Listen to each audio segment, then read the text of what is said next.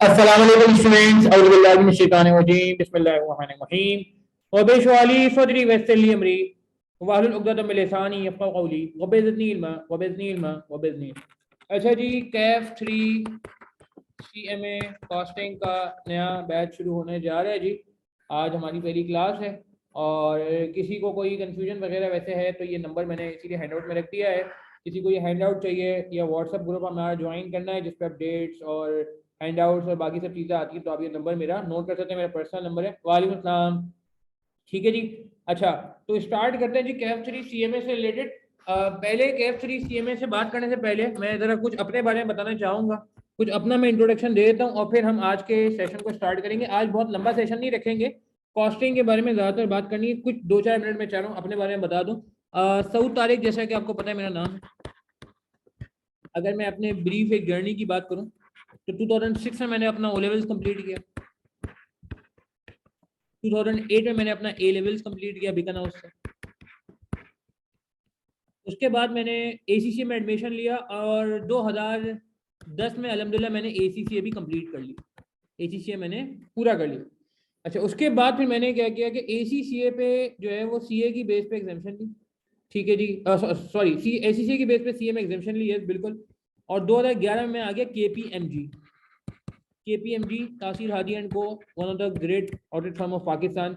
वहाँ से मैंने आर्टिकलशिप की और उसके बाद 2015 में मेरा अल्हम्दुलिल्लाह 2014 इनफैक्ट कहना चाहिए, December 14 was my qualifying attempt और यहाँ मैंने अपना CA कंप्लीट कर लिया। अच्छा, उसके बाद फिर मैं KPMG में ही रहा 2017 तक।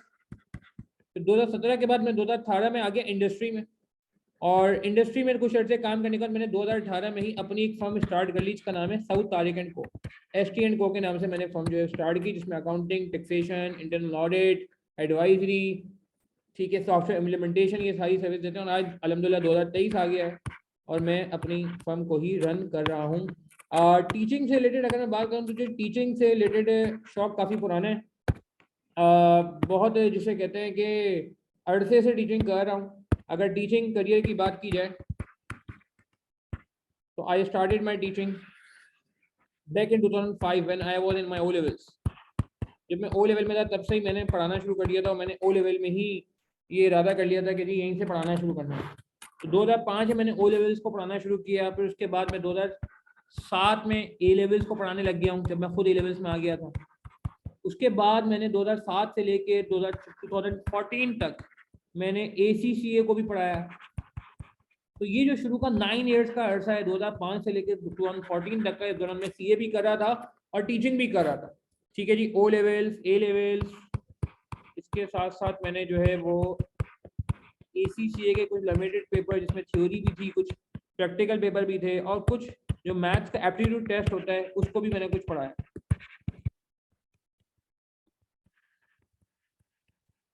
2014 was the turning point of my career. 2014 में मेरा करियर टीचिंग का चेंज हुआ जब मैंने अगस्त 2014 मुझे मंथ भी याद है, अगस्त 2014 I decided to teach CA final management accounting, जिसे हम मैक बोलते थे। मॉड्यूल F का पेपर होता था, मेरा एक ही पेपर रहता था उस वक्त सिर्फ CA कंप्लीट होने में। और मैंने सोचा यार सबसे मुश्किल तरीन पेपर जो है उस वक्त ये मॉड्यूल F का पेपर माना जाता था, मैनेजमेंट अकाउंटिंग। अच्छा, हमारे पेपर का नाम क्या है जी? CMA का फुल फॉर्म क्या है? CMA कैफ 3 का फुल फॉर्म क्या है जी? कॉस्ट एंड मैनेजमेंट अकाउंटिंग, ऐसा ही है ना भाई? तो ये पहले ना मॉड्यूल F में होता था। थोड़ी आपको हिस्ट्री बताने का एक मकसद ये भी था कि आपको कनेक्ट हो जाए कि जो पेपर हम पढ़ने जा रहे हैं ये आज बहुत ही हल्का हो चुका है, बहुत ही लाइट हो चुका है। इसकी जो हिस्ट्री है, ज़्यादा पुरानी मैं बात नहीं कर रहा, 2014 आई थिंक 10 साल भी नहीं हुए। ये CA फाइनल का आखिर का पेपर का होता था, मॉड्यूल F का पेपर होता था। उस वक्त मॉड्यूल सिस्टम होते थे, 6 मॉड्यूल होते थे। ये मॉड्यूल F का वन ऑफ द डिफिकल्ट तरीन पेपर माना जाता था। काफ़ी लोगों की क्वालिफिकेशन रुकी रहती थी इस पेपर की वजह से। मैनेजमेंट अकाउंटिंग, इसको प्यार से मैक बोलते थे। मैक क्या बोलते थे? प्यार से मैक बोलते थे। आज भी मैं आपके कॉस्टिंग में कुछ थोड़े बहुत लिमिटेड सवाल, ज़्यादा नहीं, लिमिटेड सवाल, रेलेवेंट सवाल मैं मैक के करवाऊंगा आपको, ताकि हमारा लेवल जो है वो एग्जामिनर के लेवल से थोड़ा ऊपर ही रहे, थोड़ा ऊपर ही रहे। खैर, 2014 में मैंने CA फाइनल पढ़ाना शुरू किया। फिर 2015 में मैंने कैफ, ये जो कॉस्टिंग होता है ये मैंने पढ़ाना शुरू किया 2015 में। 2016 में मैंने BFD CFAP4 का लिमिटेड एरिया पढ़ाना शुरू किया, ठीक है जी। और आज अगर मैं बात करूं 2023 में, तो मैं 5 चीज़ें पढ़ा रहा हूँ अलहमदुलिल्लाह। एक मैं पढ़ा रहा हूँ CAF3 CMA, एक मैं पढ़ा रहा हूँ CAF6 MFA। ये पूरे कंप्लीट कोर्सेज में पढ़ाता हूँ, 100% थ्योरी, कैलकुलेशन, QT एरिया भी इनफैक्ट मैं खुद पढ़ाता हूँ। इसके अलावा मैं पढ़ाता हूँ CFAP4 BFD, ये भी अलहमदुलिल्लाह मैं 100% पढ़ाता हूँ। इसमें हमारे स्टूडेंट की डिस्टिंक्शन मेरिट सर्टिफिकेट भी है विंटर 21 और विंटर 22 में। विंटर 21 CA फाइनल में एंड विंटर 22 में हमारे स्टूडेंट का BFD में पाकिस्तान में अलहमदुलिल्लाह सबसे ज़्यादा मार्क्स से मेरिट सर्टिफिकेट था। खैर, फिर मैं पढ़ा रहा हूँ CFAP3 जिसे हम कहते हैं SPM, और फिर मैं पढ़ाता हूँ MSA2। अब आप अगर गौर करें कि मैं CA के ऑलमोस्ट हर लेवल पे मौजूद हूँ। जो CA के पेपर्स हैं उनके लेवल्स क्या क्या हैं, अगर मैं CA के लेवल को बस थोड़ी सी बात करूंगा फिर बस मैं आगे बढ़ूंगा, ठीक है। ज़्यादा डिटेल बस बात नहीं करनी, थोड़ा सा मुझे अपना इंट्रोडक्शन देना था क्योंकि कनेक्ट भी कर रही है हमारे से। CA का जो हमारा CA है, अगर मैं PRC की बात करूँ, PRC के बाद क्या क्या है, ग्रुप A एग्री करेंगे, फिर ग्रुप B है, फिर उसके बाद क्या है हमारे पास CFAP है, CA फाइनल के अंदर CFAP है, और फिर MS है। मज़े की बात ये इत्तेफाक कह लें, मज़े की बात ये है कि अल्हम्दुलिल्लाह अल्लाह का शुक्र है कि मैं हर जगह कहीं ना कहीं मौजूद हूँ। जैसे मैं ग्रुप A में मौजूद हूँ CAF3 CMA के अंदर, जहाँ आप आ गए मेरे पास, ठीक है जी, जो अभी क्लास हमारी स्टार्ट हो गई है CAF3 CMA। फिर मैं अल्हम्दुलिल्लाह CAF6 MFA के अंदर ही मौजूद हूँ जो ग्रुप B का पेपर है। तो उसके बाद जब आप बड़े हो जाएंगे और बड़े हो जाएंगे, यहाँ पे आपका कैफ खत्म हो जाएगा, फिर आप CA फाइनल में आ जाएंगे, फर्म में आ जाएंगे, तो वहाँ मैं आपको 2 जगह मिलूंगा, CFAP4 BFD में मिलूंगा, ठीक है जी। जहाँ मैंने आपको बताया हमारे स्टूडेंट्स की अल्हम्दुलिल्लाह मेरिट सर्टिफिकेट भी आया पूरे पाकिस्तान में सबसे ज़्यादा मार्क्स, विंटर 2021 एंड विंटर 2022, ज़्यादा पुरानी बात नहीं है। और फिर मैं आपसे यहीं पे ही मिलूंगा CFAP3 में। CFAP3 और MSA2 ये मैं लिमिटेड पढ़ाता हूँ। लिमिटेड का मतलब है कि 1/3 एरिया पढ़ाता हूँ, बाकी 2/3 किसी और के साथ पढ़ाता हूँ मैं, बाकी ये वाले एरिया में 100% पढ़ाता हूँ। और फिर उसके बाद MSA2 में अगर आप गौर करें कि एक सफ़र शुरू होने जा रहा है हमारा आपका, अगर आप हमारे साथ यहाँ रहते हैं तो मैं आपको ये चीज़ एश्योर करूँगा कि मेरी जो कोशिश है ना, मेरी जो आपके लिए मेहनत है, वो सिर्फ ये इस पेपर के लिए नहीं है, ठीक है। ये मैं बैकग्राउंड देने का मकसद सिर्फ ये था कि मैं आपको समझा सकूं कि भाई हमारा अल्टीमेट ऑब्जेक्टिव क्या है, हम क्यों बैठे हैं। हमारा अल्टीमेट ऑब्जेक्टिव है CA क्वालिफिकेशन, CA क्वालिफाई करना है हमने जी, चार्टर्ड अकाउंटेंट बनने जाना है हमने, हम CA क्वालिफिकेशन चाहते हैं। तो भाई अगर आप आज CAF3 में बैठे हैं तो आपने जाना कहाँ है, आपने एंड यहाँ तक जाना है।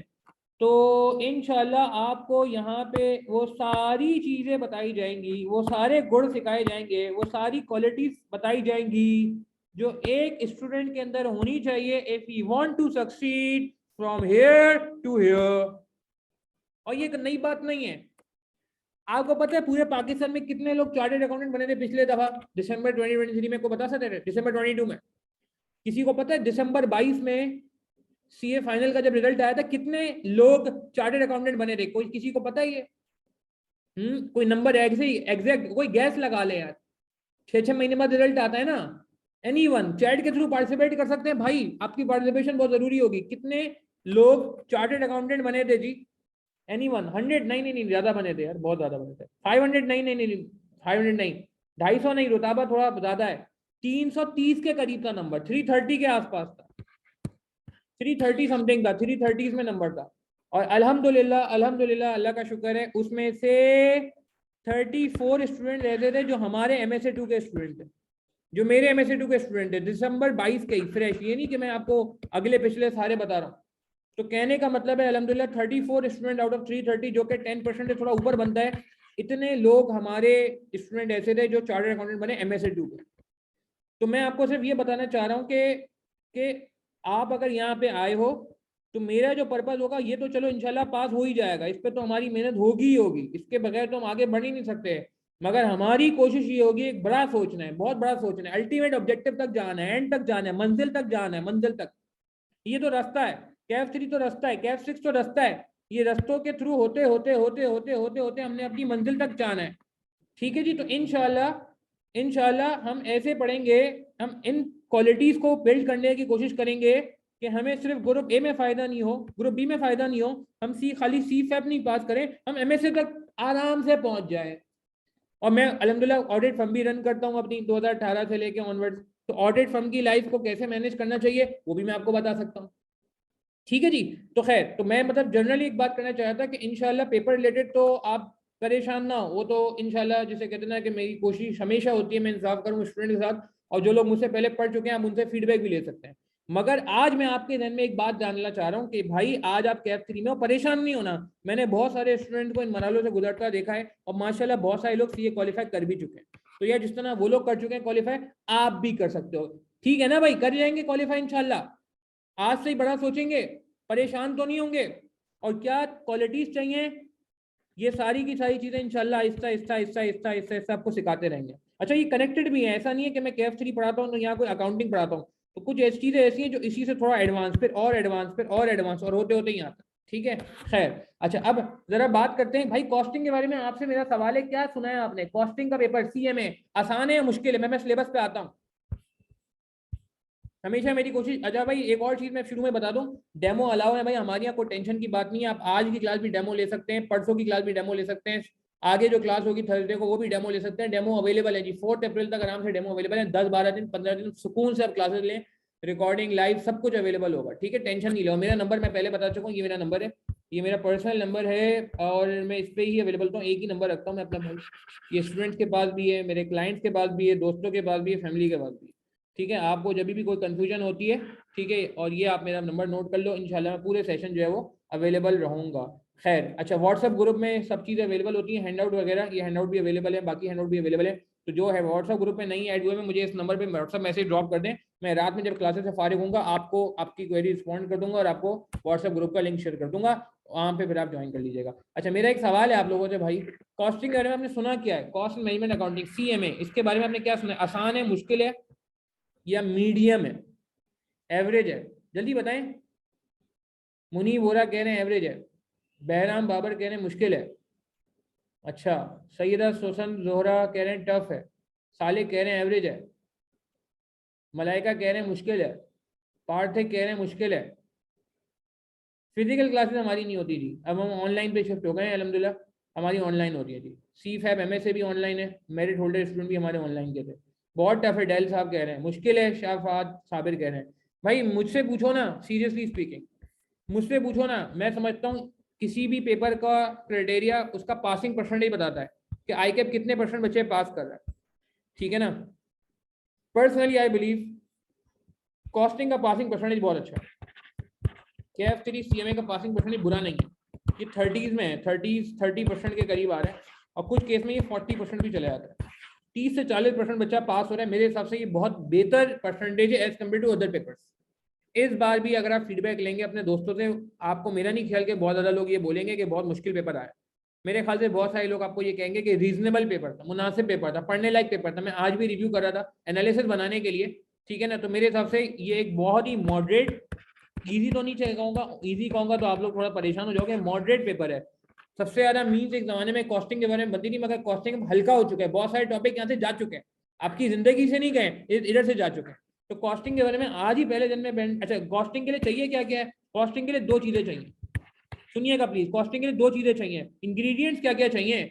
एक आपको चाहिए इसमें कॉन्सेप्ट्स, हेल्दी कॉन्सेप्ट्स, रट्टा नहीं है भाई, रट्टा नहीं है। कोई रट्टा लगाने बैठ गया कॉस्टिंग में, वो समझे सुसाइड कर रहा है कॉस्टिंग, सुसाइड कर रहा है कॉस्टिंग में। हेल्दी कॉन्सेप्ट्स, ठीक है, तगड़े कॉन्सेप्ट जिसे कहते हैं ना उर्दू में। और दूसरा क्या है? Enough practice, enough practice. खाली कॉन्सेप्ट लेके जाएंगे, प्रैक्टिस नहीं करके जाएंगे, मसला होगा। खाली प्रैक्टिस करके जाएंगे, कॉन्सेप्ट नहीं लेके जाएंगे, रटे लगा के जाएंगे, मसला होगा। Both ingredients are necessary, both ingredients are necessary. ठीक है, बात समझ आ रही है? कॉन्सेप्ट भी चाहिए और प्रैक्टिस भी चाहिए। जो हमारा तरीकेकार क्या होगा? हमारा तरीकेकार ये होगा, हम बेसिक से स्टार्ट करेंगे, हम बैकग्राउंड से स्टार्ट करेंगे, हर टॉपिक का बैकग्राउंड पहले समझेंगे, ठीक है ना, कि भाई ये टॉपिक आया क्यों था। ठीक है, उसके बाद कॉन्सेप्ट समझने के बाद हम उसकी करेंगे इजी इलस्ट्रेशन, 2+2 4 टाइप की इलस्ट्रेशन, उस टॉपिक की बहुत ही आसान इलस्ट्रेशन करेंगे ताकि टॉपिक हमारे जहन में बैठे। तीसरे नंबर पर हम करेंगे क्वालिटी प्रैक्टिस क्वेश्चन, मुख्तलिफ बोर्ड से, मुख्तलिफ किताबों से, ACCA के भी कर सकते हैं, मैथ्स नोजर कॉलिन ड्यूरी, कुछ किताबें हैं, क्वालिटी प्रैक्टिस क्वेश्चंस करेंगे। उसके बाद हम जाएंगे ICAP के पास पेपर्स, ठीक है ना, अल्टीमेट ऑब्जेक्टिव तो आई कैप है ना, आई कैप के पास से पढ़ते। अच्छा एक बात मैं और करता चलूँ यहाँ पे भाई, ठीक है, सिलेबस आ चुका है अब्दुल्ला, कोई चेंज नहीं है सिलेबस में भाई। आप लोग मुझे साथ रिकॉर्डेड में मुझे साथ एसोसिएटेड हो, ठीक है, तो मैं आपसे 3 चीजें चाहूंगा जब मैं सिलेबस पे लेके आता हूँ आपको। मैं आपसे 3 वादे चाहूंगा, 3 इंग्रेडिएंट फॉर सक्सेस। मुझे आप ये 3 वादे दे दो ना, तो मैं समझता हूँ कि हमारा जिसे कहते हैं ना कि पेपर पास करना बहुत ही आसान हो जाएगा। 3 इंग्रेडिएंट ऑफ, और ये मैं पूरे कोर्स आपको याद दिलाता रहूंगा। मैं भी स्पेसिफिक टॉपिक से भी आने वाला हूँ बस 2 मिनट में। एक तो ये कि यार आप सबने मुझसे ये वादा करना है पूरे कोर्स में, नो पेंडिंग लेक्चर्स यार प्लीज। ये पेंडिंग लेक्चर जो है ना, ये जहर है, जहर समझते, पॉइजन है, पॉइजन है पेंडिंग लेक्चर ना हो। इसके लिए लास्ट टाइम हमने एक फॉलोअप का सिस्टम भी शुरू किया। जो लोग हमसे पढ़ चुके हैं आप मुझसे पूछिएगा, फॉलोअप सिस्टम शुरू किया था हमने। एडमिन की तरफ से जो है वो मैसेज आते थे, हमारे एडमिन इंडिविजुअली हर किसी को 1-on-1 बेस पे मैसेज करके पूछते थे भाई आपके कितने लेक्चर्स हो गए। दूसरा सवाल होता था आपके पेंडिंग लेक्चर्स कितने हैं। तीसरा सवाल होता था पेंडिंग लेक्चर्स कब तक कवर करेंगे। चौथा सवाल होता था कि आपको समझ आ रहा है। तो ये 4 बातें हम करते थे फॉलोअप में, और ये हमने फॉलोअप हर महीने एक फॉलोअप एक्सरसाइज होती थी। सबके कमेंट्स गैदर किए जाते थे, मैं पर्सनली एक एक बच्चे के कमेंट्स को पढ़ता था और उसके बाद स्ट्रेटजी सबको वॉइस नोट के थ्रू फॉरवर्ड करता था। ठीक है, तो कहने का मतलब है कि यार पहले कोशिश करें नो पेंडिंग लेक्चर। अच्छा क्लासेस किस तरह होंगी मैं आगे बताऊंगा, कितनी लाइव होंगी कितनी रिकॉर्डिंग होंगी सब बताऊंगा 2 मिनट रुकेंगे। अच्छा दूसरा आपने ये करना है, प्रॉपर रजिस्टर मेंटेन करना है, prepare proper register. Proper register का मतलब ये नहीं, एक लोगों को आजकल एक आदत हो गई है कि लेक्चर देख लेते हैं, स्टूडेंट की बात कर रहा हूँ, लेक्चर देख लेते हैं और नोट करने के बाद तस्वीर लेके रख लेते हैं। वो तस्वीर पड़ी रहती है आपके मोबाइल पे यार। ठीक है, तो prepare proper register, proper prepare register, proper register, जबरदस्त रजिस्टर कि आपको रिवाइज करने के लिए वापस लेक्चर ना खोलना पड़े। ठीक है, रजिस्टर आपका एसेट है, ये आपको हेल्प करेगा। ठीक है, ये सब बताएंगे कि हमारी एप्लीकेशन कैसे डाउनलोड होगी, क्या होगा, वो सारी आगे बताएंगी। तीसरे नंबर पे आपने क्या करना है, don't miss test, give regular test. हमने लास्ट टाइम कॉस्टिंग के 10 टेस्ट कंडक्ट किए थे लास्ट टाइम, और बाकायदा उनको चेक करके वापस किया जो स्टूडेंट करते थे टेस्ट, और जो टेस्ट नहीं देते थे अनफॉर्चुनेटली हमें उनका पोर्टल ही बंद करना पड़ा, पोर्टल ही बंद करना पड़ा कुछ टाइम के लिए। ठीक है ना, ताकि उनको थोड़ा सबक मिल जाए कि भाई ये देखो आपकी आसानी के लिए हो रहा है। तो ये 3 काम आपने जो है ना जरूर करने, ठीक है, जिसके बगैर मैं समझता हूँ कि हमारा जिसे कहते हैं कि गुजारा नहीं हो सकेगा। हमें पेपर पास करने के लिए 3 बातें एटलीस्ट फुलफिल करनी होगी। अच्छा अब मैं जरा कॉस्टिंग पे आता हूँ। मेन ये बातें हमने कर ली, इनको चाहे तो नोट कर लें।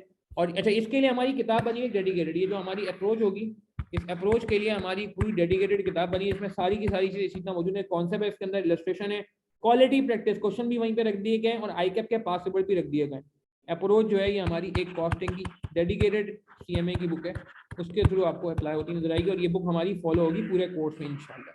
ठीक है, इसके मुख्तलिफ वर्जन है, पास में रिलीज कर चुका हूँ, लेटेस्ट वर्जन इंशाल्लाह आपसे कुछ अरसे में शेयर हो जाएगा। ठीक है जी, बात समझ आ रही है। अच्छा हम कॉस्टिंग की बात कर लेते हैं भाई। देखें जी, कॉस्टिंग का कोर्स 3 ग्रेड में ब्रेक हुआ है, ए बी एंड सी। देख रहे हैं आप, 3 ग्रेड में ब्रेक किया हुआ है एग्जामिनर ने इस कोर्स को, ग्रेड ए में, ग्रेड बी में और ग्रेड सी में। अच्छा मजे की बात यह है कि अब ये ओवरलैप होने लगी है। ठीक है, यार देखें डेल 1 जहां से आप पढ़ रहे हो ना वहां की बुक फॉलो करें। अगर आप मुझसे पढ़ेंगे तो मेरी किताब फॉलो करिएगा, आप कहीं और से पढ़ेंगे वहां की किताब फॉलो करिएगा, मगर कोई एक किताब फॉलो करिएगा। कुछ कॉस्टिंग में हम आगे जाके बात करेंगे, कोई फॉर्मेट नहीं है, तो हर टीचर अपने हिसाब से अपना फ्रेंडली फॉर्मेट स्टूडेंट से शेयर कर रहा होता है। तो बेहतर यही है कि फिर आप वो किताब फॉलो करें जिसमें आपके रेलिवेंट टीचर का फॉर्मेट हो, ताकि जब आप सॉल्व करें तो आप टैली कर सकें यार, टैली कर सकें। ठीक है ना। अच्छा तो 3 ग्रेड है एबीसी, आप देख सकते हैं। पहली ग्रेड के आर्ट, अच्छा आर्ट खत्म करते हैं भाई, इससे बहुत ज्यादा घंटे हमें पढ़ाना पड़ता है। ये आर्ट जो है इनसफिशिएंट है मेरे हिसाब से, ये रेलेवेंट नहीं है आर्ट, इनको फिलहाल आप भूल जाए। है 35 to 45% वेटेज है ग्रेड ए की, ग्रेड बी की 20 से 30% वेटेज है, और ग्रेड सी की 30 से 40% वेटेज है। अच्छा ग्रेड थोड़ी सी शफल हो गई है अभी नई स्कीम में, मगर टेंशन नहीं लीजिएगा, बिल्कुल मिलेगा। ए लेवल से में जिनका अकाउंटिंग उनको एडवांटेज मिलेगा, मगर मैं ऐसे पढ़ाऊंगा आपको कि आपको कुछ आता ही नहीं है, मैं ऐसे पढ़ाऊंगा कि आपको कुछ पता ही नहीं है, मैं ऐसे पढ़ाऊंगा कि आपको कॉस्टिंग आती ही नहीं, अलिफ बे नहीं पता कॉस्टिंग, हम ऐसे पढ़ेंगे कॉस्टिंग। अगर किसी का ए लेवल का बैकग्राउंड है अच्छी बात है, मगर इसका मतलब ये है कि अगर किसी का ए लेवल का बैकग्राउंड नहीं है उसको तो उसके लिए बहुत अच्छा है, क्योंकि मैं बिल्कुल जीरो से स्टार्ट करने वाला हूँ। ठीक है ना। अच्छा तो ये ग्रेड ए में कुछ टॉपिक्स आ रहे हैं आपके पास, प्रोडक्शन कॉस्ट से रिलेटेड, यहीं से हमारा टॉपिक स्टार्ट होगा आगे जाके। फिर रॉ मटेरियल आ रहा है, फिर मैन्युफैक्चरिंग ओवरहेड आ रहे हैं, लेबर का एरिया आ रहा है, ठीक है जी। उसके बाद ग्रेड बी में प्रोसेस कॉस्टिंग बहुत इंपॉर्टेंट एरिया है। प्रोसेस कॉस्टिंग में भी आपको इसका समराइज वर्जन भी दिखाऊंगा। ये ग्रेड थोड़ी दिखने में यूजर फ्रेंडली नहीं है, मगर मैं आपको यूजर फ्रेंडली वर्जन भी दिखाता हूँ अपने हैंड आउट का। Process costing, target costing, variance analysis, standard rate of material, labour, factory overhead, ये सारी की सारी चीजें ग्रेड बी में आ रही है।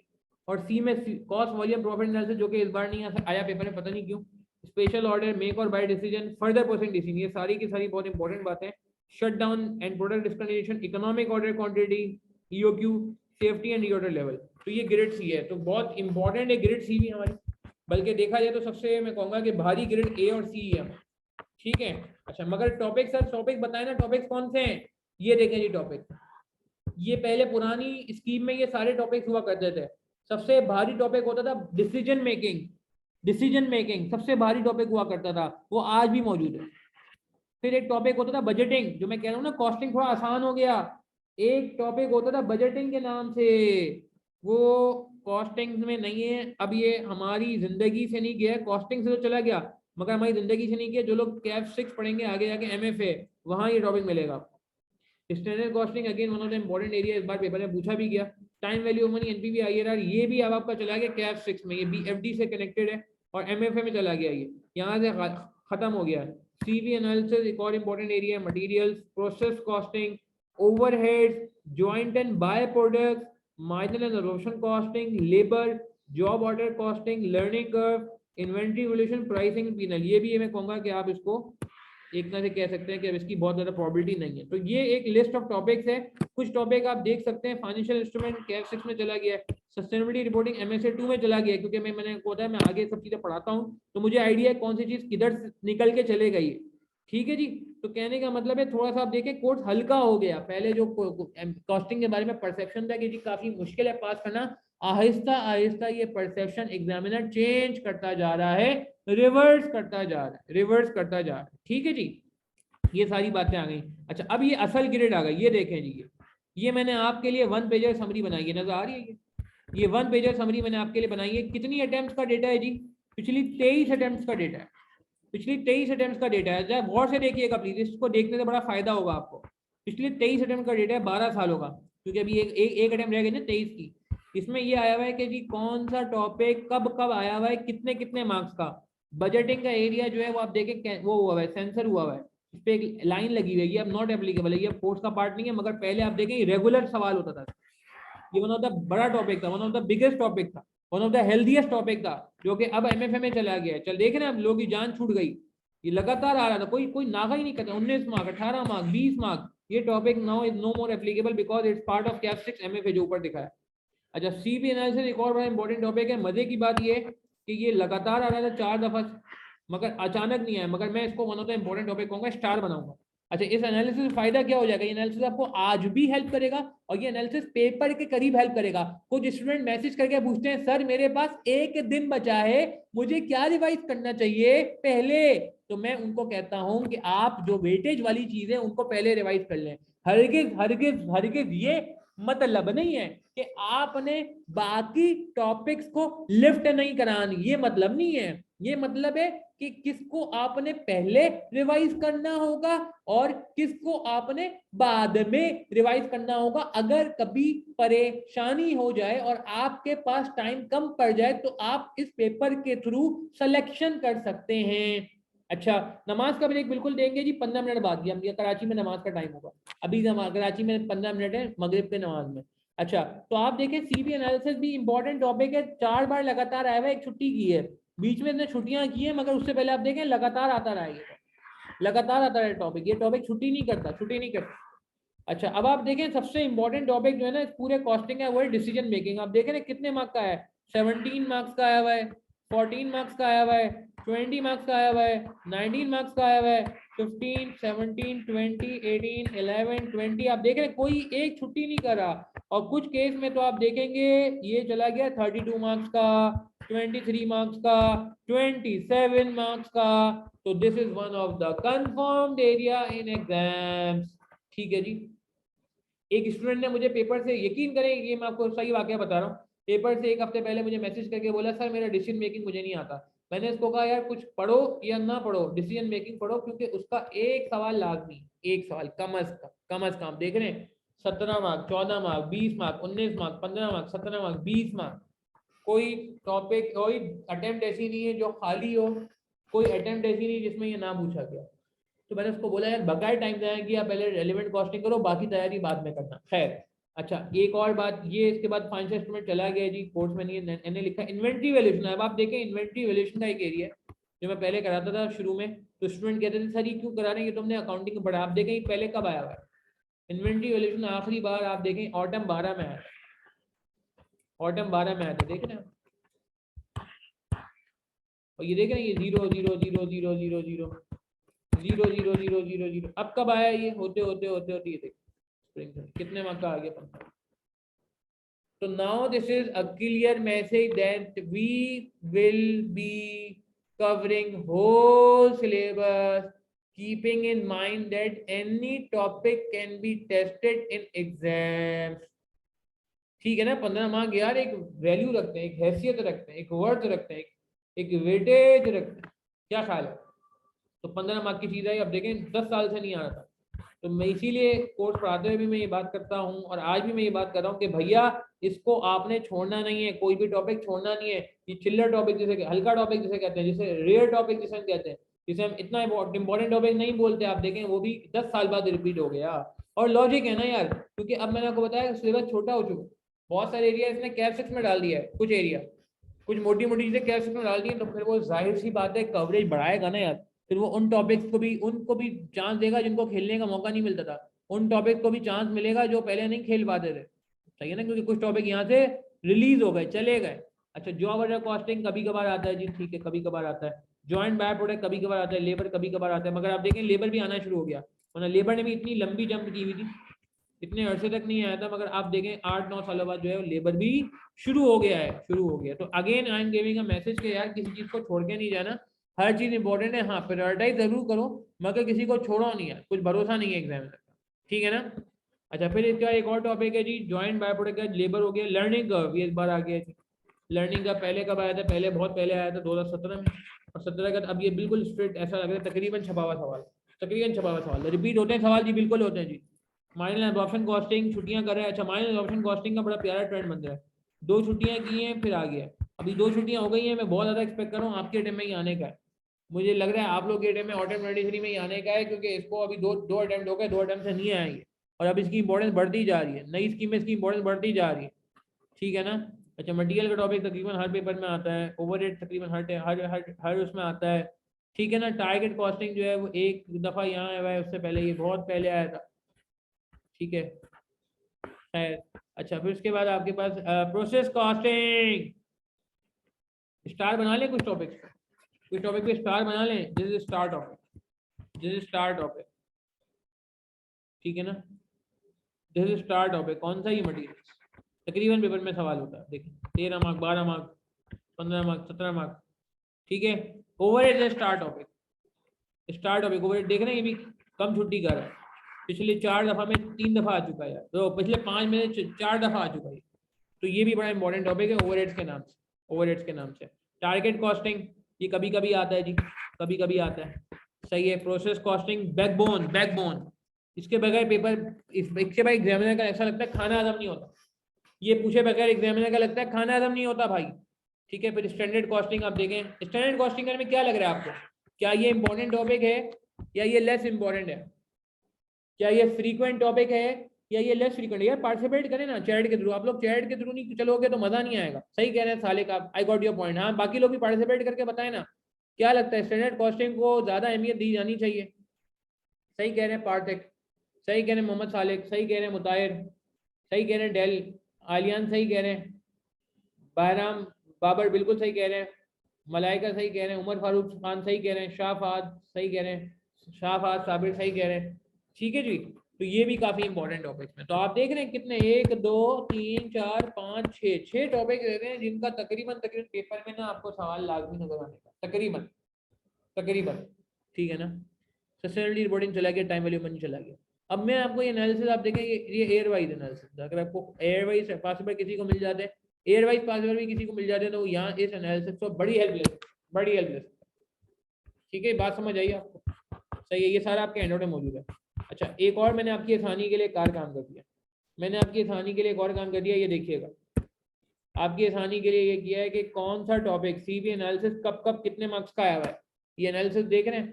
कुछ लोगों को ये उलझन होती है कि जी पता नहीं होता कौन कौन से ईयर में सवाल पूछा गया।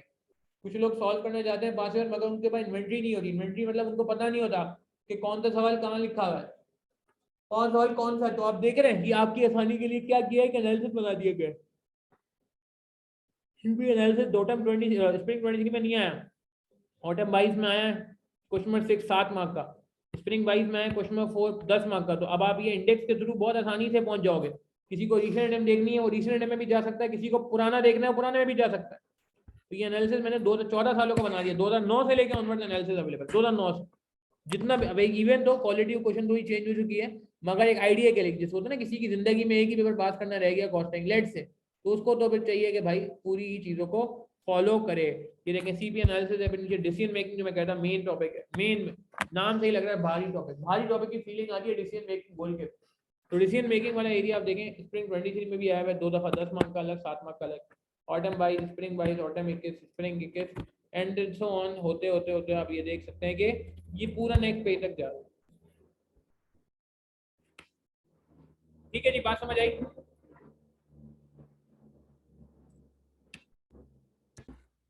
तो ये एनालिसिस आप फॉलो कर सकते हैं। ये एनालिसिस मैंने शेयर किया हुआ है ऑलरेडी, हर टॉपिक का। ओवरहेड कब कब आया हुआ है, एब्जॉर्प्शन माइनर कब कब आया हुआ है, क्वेश्चन नंबर आ रहे हैं मार्क्स आ रहे हैं, क्वेश्चन नंबर आ रहे हैं मार्क्स आ रहे हैं, क्वेश्चन नंबर आ रहे हैं मार्क्स आ रहे हैं। ठीक है जी। अच्छा, अब हम जरा एक बात को शुरू करने जाएंगे। अच्छा, आप लोगों के दिन में कोई सवाल तो पहले पूछ लें। हमारा तरीकेकार क्या होता है, मैं तरीकेकार समझा दूं पहले, तरीकेकार समझा दूं without before teaching anything new. मैं आपको अपना तरीकेकार बता देता हूँ। भाई हमारा तरीकेकार ये है, सुनिएगा, हमारा तरीकेकार ये है कि हमारी 2 लाइव क्लासेस होंगी हफ्ते में।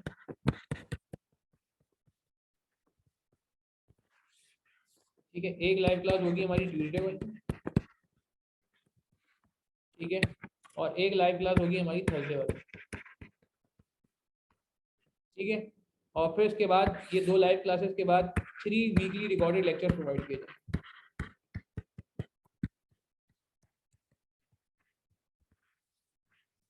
ये आपको अपलोड हो जाएंगे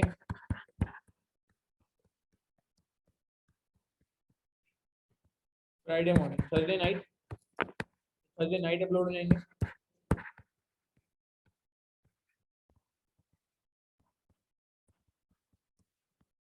फ्राइडे, तो हफ्ते में कितने लेक्चर हो गए? हफ्ते में कितने हो गए? लाइव क्लास की रिकॉर्डिंग सेम डे इंशाल्लाह, सेम नाइट इंशाल्लाह, रिकॉर्डिंग सेम नाइट। खुदा ना खाता कोई लाइव में नहीं आ सका, मैं इसकी टाइमिंग लिख रहा हूँ, अभी मैं इसकी टाइमिंग लिख रहा हूँ। रिकॉर्डिंग सेम नाइट अवेलेबल हो जाएगी। आज क्लास हुई है ना, तो रात में आपको रिकॉर्डिंग मिल जाएगी। ठीक है, ग्रुप पे अपडेट हो जाएगा ग्रुप। अच्छा, लाइव क्लास की टाइमिंग में बताता हूँ आपको, रमजान की वजह से थोड़ा चेंज है। अच्छा, एक चीज सुन लें प्लीज, ये स्टूडेंट का अक्सर एक सवाल होता है, सर ये जो रिकॉर्डेड लेक्चर होंगे ये कब के होंगे? सर ये रिकॉर्डेड लेक्चर क्या ऐसे टाइम के होंगे? नहीं जी नहीं, ये रिकॉर्डेड लेक्चर पुराने होंगे। सर तो क्या पुराने लेक्चर दे रहे हैं हमें? अच्छा, अब मैं आपको एक बात बताऊं बड़ी मजेदार। आज हमारी पहली क्लास है, ठीक है, और अल्हम्दुलिल्लाह आज की क्लास से पहले काफी कुछ स्टूडेंट ने ऑलरेडी एडमिशन भी ले लिए, पेमेंट वगैरह करा के ना। अच्छा, पहले ऐसा नहीं होता था, पहले ऐसा नहीं होता था। जब हमने लाइव पढ़ाना शुरू किया ना, ऑनलाइन पढ़ाना शुरू किया, मैं जनरल बात बता रहा हूँ। पहले ऐसा होता था कि बहुत सारे लोग लाइव में आते थे और बहुत कम लोग रिकॉर्डिंग में जाते थे। ये मैं शुरू की बात बता रहा हूँ, जब कोविड नया नया आया था, सही है। और जो लाइव क्लासेस होती थी ना, वो इतनी क्वालिटी होती थी, उसमें नंबर ऑफ स्टूडेंट बहुत ज़्यादा होते थे, तो क्वेरीज बहुत ज़्यादा आती थी स्टूडेंट्स की। और मेरी आदत है, मैं जो है ना क्या कहते हैं, जितने भी मैसेजेस होते हैं लाइव क्लास के दौरान भी, वो भी मैं मैक्सिमम अल्हम्दुलिल्लाह पढ़ता हूँ और उनको क्वेरी को पढ़ के रिस्पॉन्ड भी करता हूँ। तो मैं आपको एक चीज़ अश्योर कर रहा हूँ कि भाई यहाँ पे ना, इधर ये रिकॉर्डिंग होगी ओल्ड, ठीक है, मगर ओल्ड का मतलब है कि रेलेवेंट फॉर योर सिलेबस। एक चीज मैं क्लियर कर दूं कि भाई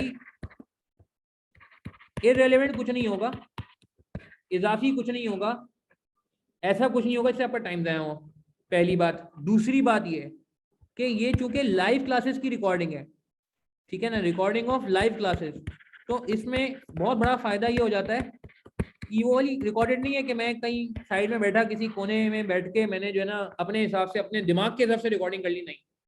ये जैसे मैं अभी लाइव क्लास में आपसे बातचीत कर रहा हूँ चैट के थ्रू, अभी आज पहली क्लास है, आप भी ज़्यादा बातचीत नहीं कर रहे हो मुझसे, ठीक है, मगर जैसे जैसे पुरानी होते जाएंगे हम तो आपका भी कॉन्फिडेंस खुलेगा, आप खुल के सवाल जवाब करोगे। तो इसमें बहुत बड़ा फायदा ये हो गया है कि स्टूडेंट्स की काफ़ी सारी क्वेरीज आ गई हैं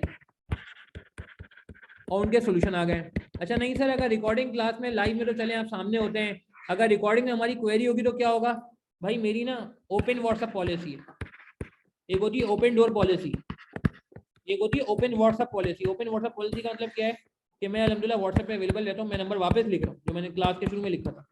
आपको किसी भी कोई किस्म की क्वेरी है आप पर्सनली मुझे इनबॉक्स कर सकते हैं,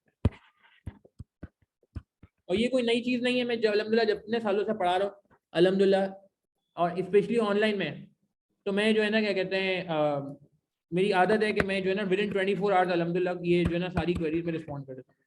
पर्सनली मुझे आप इनबॉक्स करें, कहीं भी फंसते हैं किसी भी जगह पे, लेट से आप 3 रिकॉर्डेड लेक्चर ले रहे हैं, उनमें किसी एक जगह कोई चीज़ समझ नहीं आ रही, कोई एडजस्टमेंट समझ नहीं आ रही, इवन तो मैक्सिमम चांस तो ये है कि आपका यहीं से काम हो जाएगा, ठीक है, क्योंकि उस वक्त जब हम क्लास लेते थे उस वक्त बहुत सारे लोग जो है ना वो क्लास में आते थे और बहुत सारी क्वेरीज करते थे।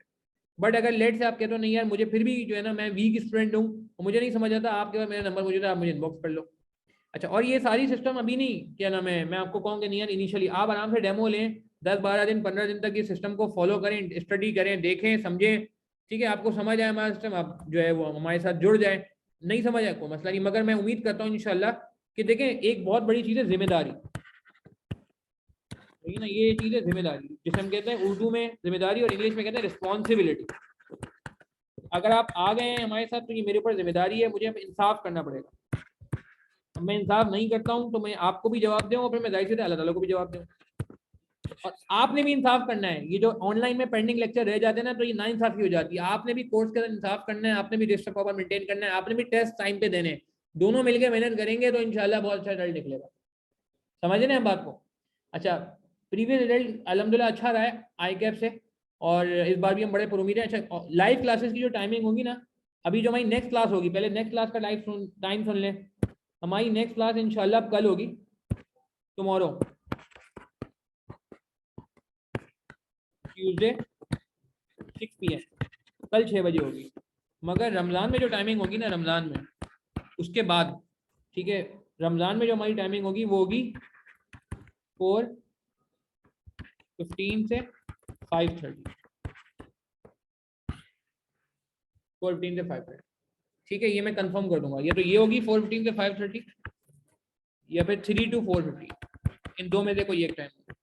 3 से 4:15 भी हो सकती है और 4:15 से 5:30 भी हो सकती है, ग्रुप में आपको कंफर्म कर दिया जाएगा, ठीक है जी। चले, मेरे ख्याल से अजान का टाइम हो गया, आज की क्लास हम यहीं तक रखेंगे। आज की बेसिक बात ही, किसी का कोई सवाल है पूछ लें, किसी का कोई भी सवाल है पूछ लें, और चाहे तो मुझे इनबॉक्स भी कर सकते हैं इस नंबर पे, मैं आपको अपनी क्वेरी का रिस्पॉन्स कर दूंगा। रोजा लग रहा होता है, शहरी टाइम में सबकी नींद आ रही होगी। सीक्वेंस हमारी क्या होगी? बहुत अच्छा सवाल किया आपने, बहुत अच्छा सवाल किया। सीक्वेंस हमारी क्या होगी? ये रही सीक्वेंस हमारी, ये देखिए पूरी हमारी किताब बनी हुई है डेडिकेटेड, ये पूरी सीक्वेंस है, हम ये सीक्वेंस फॉलो करेंगे। बेसिक से स्टार्ट करेंगे, बेसिक कॉन्सेप्ट से ये देखें, और फिर inventory valuation, overheads, minor option, और फिर आहिस्ता आहिस्ता आसान से मुश्किल टॉपिक पे जाएंगे। आसान से मुश्किल टॉपिक ये हमारी सीक्वेंस होगी, पूरी किताब हमारे पास मौजूद है, जैसे मैंने आपको कहा था हम किताब फॉलो करेंगे। और कोई सवाल? बुक पीडीएफ में नहीं होगी यार, बुक उसमें मिलेगी। टेस्ट सिस्टम इंशाल्लाह 10 टेस्ट होंगे, उसका पूरा स्केड्यूल आगे जाके शेयर कर दिया जाएगा, डेट वाइज स्केड्यूल शेयर कर दिया जाएगा। नहीं, बुक हार्ड में अवेलेबल होगी, शुरू में हैंड आउट सॉफ्ट में अवेलेबल होंगे, बिल्कुल। टेस्ट चेक होकर वापस मिलता है जी अलहमदुलिल्लाह। बुक अभी अपडेट हो रही है, जैसी अपडेट हो जाएगी ग्रुप पे अपडेट कर देंगे हम आपको। टाइमिंग क्लैश आ रही है तो देखें आपके पास बहुत अच्छा ऑप्शन है रिकॉर्डिंग का, तो आप रिकॉर्डिंग के थ्रू कवर कर सकते हैं, क्या ख्याल है? और मैं तो अवेलेबल हूँ क्वेरीज के लिए, अगर कहीं प्रॉब्लम आता है आपके मेरा नंबर मौजूद है, आप अपनी क्वेरीज को रिजॉल्व करें, ठीक है ना? नहीं, वो बुक हमारी एडमिन की तरफ से मिलेगी आपको, वो बेफिक्र है, एडमिन से मिलेगी, ठीक है ना? हमारा एडमिन जो है वो आपको गाइड कर देगा। बुक अभी अपडेट हो रही है, बुक की टेंशन ना लें, बुक में अपडेट कर दूँ फिर मैं इंशाल्लाह अपडेट करता हूँ आप लोगों को, ठीक है? चलिए यार, नमाज का टाइम हो गया, मैं भी नमाज के लिए निकलता हूँ। प्लीज़ यार, मैं वंस अगेन ये कहूँगा, पेपर निकालना है इंशाल्लाह। और जैसे मैंने आपको पहले बताया था कि भाई मेरी अप्रोच जो है ना, सिर्फ ये नहीं है कि मैं आपको कैफ 3 पास कराने के लिए बैठा हूँ। मेरी अप्रोच ये है कि भाई हम यहाँ पे ऐसा कोई ज़बरदस्त काम कर लें कि हमारा आगे का जो सफ़र है ना, सीए का जो सफ़र है, वो आसान हो जाए। I am considering this whole journey in my mind, not just this initial paper यार, not just this initial paper. ठीक है, चलें यार, अपना ख्याल रखिएगा प्लीज़, दुआ में याद रखिएगा। अल्लाह ताला से दुआ, अल्लाह ताला सबको कामयाब फरमाए। अगेन नेक्स्ट क्लास कल है, टुमारो इंशाल्लाह। कल आपने 6 बजे जो है ज्वाइन करना है, मिस नहीं करना है, आपने मिस नहीं करना है। ठीक है, कल आपसे मुलाकात होती है 6 बजे। अस्सलाम वालेकुम व रहमतुल्लाहि व बरकातहू। नमाज पढ़ लीजिएगा प्लीज़, नमाज नहीं छोड़िएगा प्लीज़।